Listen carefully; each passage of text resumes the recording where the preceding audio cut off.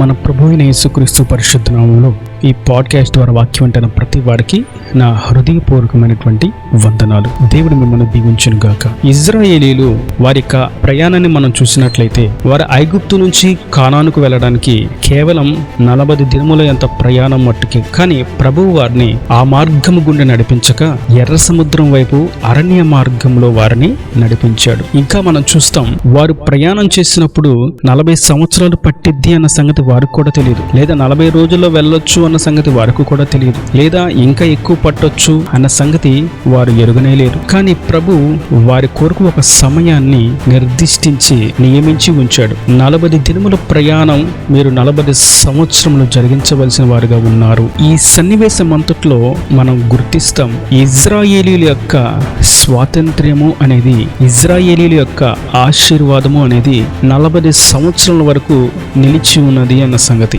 వారు ప్రయాణంలో వారికి నెమ్మది లేదు, ప్రయాణంలో యుద్ధాలు, ప్రయాణంలో పోరాటాలు, ప్రయాణంలో వ్యతిరేకతలు, ప్రయాణంలో అల్లర్లు, వీటన్నిటి మధ్య వారి ప్రయాణం కొనసాగుతూ ఉంది. ఈ సన్నివేశం అంతట్లో వారు అనుభవించవలసినటువంటి ఆశీర్వాదం 40 సంవత్సరాల వరకు అక్కడే నిలిచి ఉన్నది. అయితే ప్రభు కొన్ని సందర్భాలలో ఆశీర్వాదాలను, దీవెనలను ఆలస్యంగా ఇవ్వడం మనం చూస్తున్నాం. అదే సందర్భంలో దేవుడు తన యొక్క ఆశీర్వాదాలను, తన యొక్క అద్భుత కార్యాలను, దీవెనలను వెంటనే అనగా తక్షణమే లేదా అప్పటికప్పుడే ఆయన జరిగించడం అనేది మరికొన్ని సందర్భాల్లో మనం చూస్తాం. నేటి దినాన ప్రభు మనకు సెలవిస్తున్నటువంటి వాక్యం ఏదనగా, నేను కార్యము చేయ ఇప్పుడే పూనుకునేదను. యెషయా ప్రవచన గ్రంథం 33వ అధ్యాయము 10వ వచనం. యెహోవా ఇట్లనుకొనుచున్నాడు, ఇప్పుడే లేచెదను, ఇప్పుడే నన్ను గొప్ప చేసుకునేదను, ఇప్పుడే నాకు ఘనత తెచ్చుకునేదను. ఎంతో ఆశ్చర్యకరమైనటువంటి, ఎంతో శ్రేష్టమైనటువంటి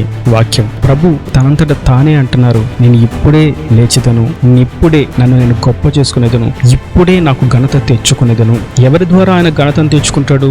ఎవరి ద్వారా తనను తాను గొప్ప చేసుకుంటాడు? ఎవరి కోసం ఆయన లెగిచి నిలబడతాడు అని చూసినట్టయితే జంతువుల కోసం కాదు, సృష్టి కోసం కాదు, సృష్టిలో నియమించబడినటువంటి జీవుల కొరకు కాదు, కానీ తన స్వారూప్యంలో తన పేరు పెట్టబడిన, తన రూపమందు రూపించబడినటువంటి నరుని కోసం, ఆయన స్వకీయ సాంపాద్యము కొరకు, ఆయన పేరు పెట్టబడినటువంటి జనాంగము కొరకు ఆయన ఇప్పుడే లేచెదను, ఇప్పుడే నన్ను నేను గొప్ప చేసుకునేదను, ఇప్పుడే నాకు ఘనతను తెచ్చుకునేదను అని ఆయన సెలవిస్తున్నారు. ఆయనకు ఘనత, ఆయనకు మహిమ నరుని ద్వారానే ఆయనకు కలుగుతుంది. సృష్టి అంతట్లో శ్రేష్టమైనటువంటి జీవి ఏది అనగా మనిషి. జంతువులు వాటికి వివేకం ఉండదు, వాటికి ఆత్మ ఉండదు, కానీ మనిషికి దేవుడు తన జీవాత్మను అనుగ్రహించాడు కనుక మనిషి ద్వారా ఆయనకు గొప్ప మహిమ ఆరోపించబడుతుంది. అందుకే ప్రభు అంటున్నారు, నేను ఇప్పుడే, అంటే ఈ క్షణం అందే.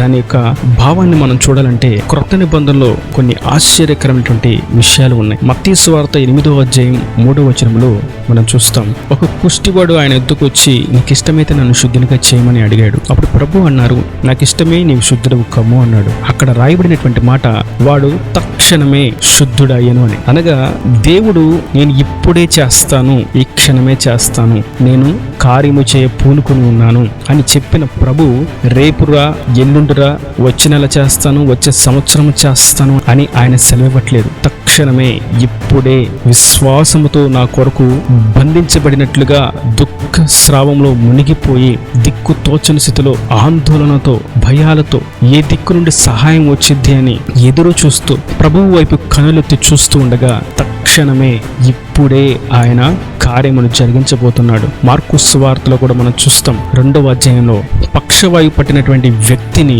ఆయన ఏమన్నారనగా, నీ పరుపు ఎత్తుకొని నీవు నడువు అన్నారు. అక్కడ రాయబడినటువంటి మాట, వాడు తక్షణమే శుద్ధుడై ఆరోగ్యం పొందుకున్నవాడుగా, స్వస్థత పొందుకున్నవాడుగా తన పరుపు ఎత్తుకొని పరుగెత్తెను. ఆయన ఎత్తుకు ఎవరు వచ్చినా సరే తక్షణమే, ఎప్పుడో చేస్తాను, నాకు సమయం లేదు, నేను వేరొక చోటకు వెళ్ళాలి, నాకు ఈరోజు నీరసంగా ఉంది, నాకు బలహీనంగా ఉంది, నేను రాలేను, నాకు వేరే పని ఉంది అని ప్రభు ఏ రోజు ఎవరికి ఆయన చెప్పలేదు. ఆయన వెంటనే కార్యము చేయ ప్రభు. అందుకే ప్రభువుని గురించి రాయబడినటువంటి మాట, ఇజ్రాయేలును కాపాడువాడు కునుకడు, నిద్రపోడు. నిజమే, ఆయన జనులను ఆయన కాపాడుతూనే ఉంటాడు, నిద్రపోకుండా, కునుకోకుండా ఎల్లవేళలా ఆయన ప్రజలను తీక్షణంగా చూస్తూ, తేరు చూస్తూ వారి ప్రతి ఇబ్బంది నుండి తప్పించడానికి ఎప్పుడు కూడా ఆయన సంసిద్ధుడుగానే నిలవబడి ఉన్నాడు.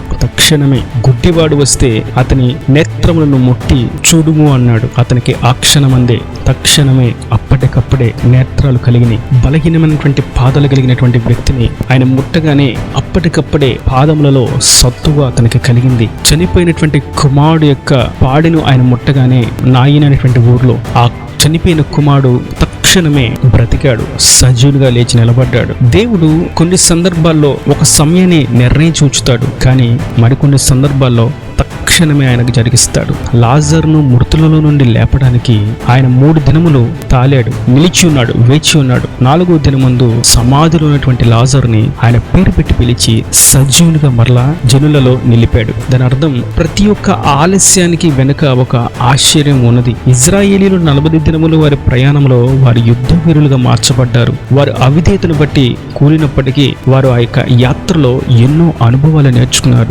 లాజరు సమాధిలో పెట్టబడినప్పటికీ లాజరు మృతుల నుండి లేపగలిగినటువంటి ప్రభు ఒకడు ఉన్నాడు అని తాను చనిపోయి జనులకు ఒక సువార్తను అందించాడు. నేను ఆశ్రయించి నేను ఎక్కువగా ప్రేమించినటువంటి నా ప్రభు, నన్ను ప్రేమించిన నా ప్రభు నేను చనిపోతే విడిచిపెట్టాడు అని అనుకుంటున్నారా? సహోదరులారా, నా ప్రభు నన్ను ఎప్పుడు విడనాడడు అని లాజరు మృతులలో నుండి బయటకు వచ్చి జనులందరి మధ్య సజీవ సాక్షిగా నిలబడ్డాడు. ఆ సాక్ష్యాన్ని బట్టి ఆ దినమున అనేకులు ఆయన యందు విశ్వాసం ఉంచిరి. నిజమే, ఆయన కొరకు మనం నిలిచినప్పుడు మనకు వస్తున్నటువంటి కష్టాలు, బాధలు, ఇబ్బందులు బట్టి ఆయన నన్ను విడిచిపోలేదు, ఖచ్చితంగా వీటన్నిటి నుండి నన్ను విడిపించడానికి ఆయన నా కొరకు వస్తున్నాడు అని మనం విశ్వాసంతో పలికినప్పుడు, ఆయన కొరకు నిరీక్షణ ఉంచి నిలబడినప్పుడు ఖచ్చితంగా వాటన్నిటి నుండి ఆయన విడిపించి జనులందరి ఎదుట గొప్ప సాక్షిగా నిలబెడతాడు. ఎబ్బేజును గురించి మనం చూస్తాం. మొదటి దినవృత్తాంతముల గ్రంథం 4వ అధ్యాయం 10వ వచనంలో అతడు చిన్న ప్రార్థన చేశాడు. నీవు నన్ను నిశ్చయముగా ఆశీర్వదించి నా సరిహద్దులను విశాలపరిచి నీ చెయ్యి నాకు తోడుగా ఉండ దయచేసి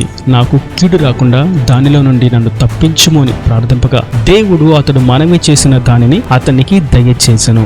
ఒక్క వచనములో ప్రార్థన మరియు జవాబును మనం చూస్తున్నాం. అనగా ఎబ్బేజు ప్రార్థనకి దేవుడు జవాబు తక్షణమే అనుగ్రహించాడు. హిజ్కియా అనేటువంటి వ్యక్తి యొక్క ప్రార్థనను మనం చూస్తాం. యెషయా ప్రవచన గ్రంథం 38వ అధ్యాయంలో అతడు మరణకరమైనటువంటి రోగము కలిగిన వాడుగా ఇక మరణించిపోతున్నాడు అనేటువంటి వార్తను యెషయా ప్రవక్త అతనికి తెలియజేసినప్పుడు అతడు గోడ వైపు తిరిగి చిన్న ప్రార్థన చేశాడు. ప్రభువా, నేను నా యవ్వన కాలంలో నా బ్రతికి దినముల అన్నిటిలో నీ కొరకు నేను ఎలా నమ్మకంగా యథార్థంగా ఆజ్ఞలను అనుసరించి నీ కట్టడలను విధులను గైకొంటూ ఎలా జీవించానో కృపతో నన్ను జ్ఞాపకం చేసుకొని చిన్న ప్రార్థన చేశాడు. తక్షణమే యెషయాకు దేవుడు మరలా ప్రత్యక్షమై ఆయన వాక్కును యెషయాకి ఇచ్చి హిజ్కియాకి నేను ఇంకా 15 సంవత్సరంలో ఆయుష్ను పొడిగిస్తున్నానని సెలవివ్వు అని హిజ్కియాకి ఆయుష్ను పొడిగించాడు. అప్పటికప్పుడే, ఎప్పుడుకో కాదు గాని అప్పటికప్పుడే. ఏలియాను చూసినట్లయితే మొదటి రాజుల గ్రంథం 18వ అధ్యాయంలో బయలు ప్రవక్తల మధ్య బలిపీఠం కట్టి ఆకాశం నుంచి అగ్ని ఎవరైతే కుమ్మరింప చేయగల శక్తి గలవారో ఆయనే నిజమైన దేవుడు అని వారితో సవాలు విసిరి ప్రార్థిస్తూ ఉండగా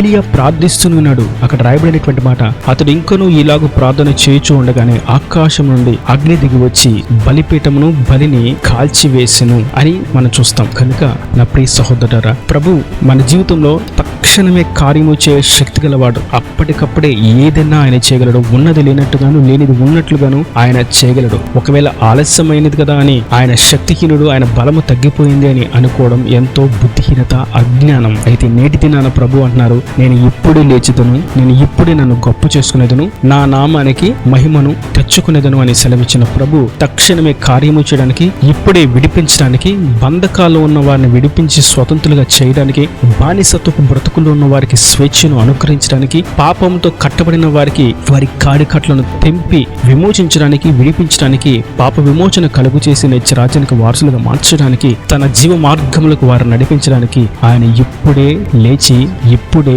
తన నామానికి మహిమను తెచ్చుకోపోతున్నాడు. విశ్వసించిన వారి యొక్క జీవితంలో కార్యము ఆయన జరిగించుట తథ్యము. ఈ నా దేవుని మాటలో ప్రతి వాని హృదయంలో నీరుకట్టి ఫలింప చేయను గాక.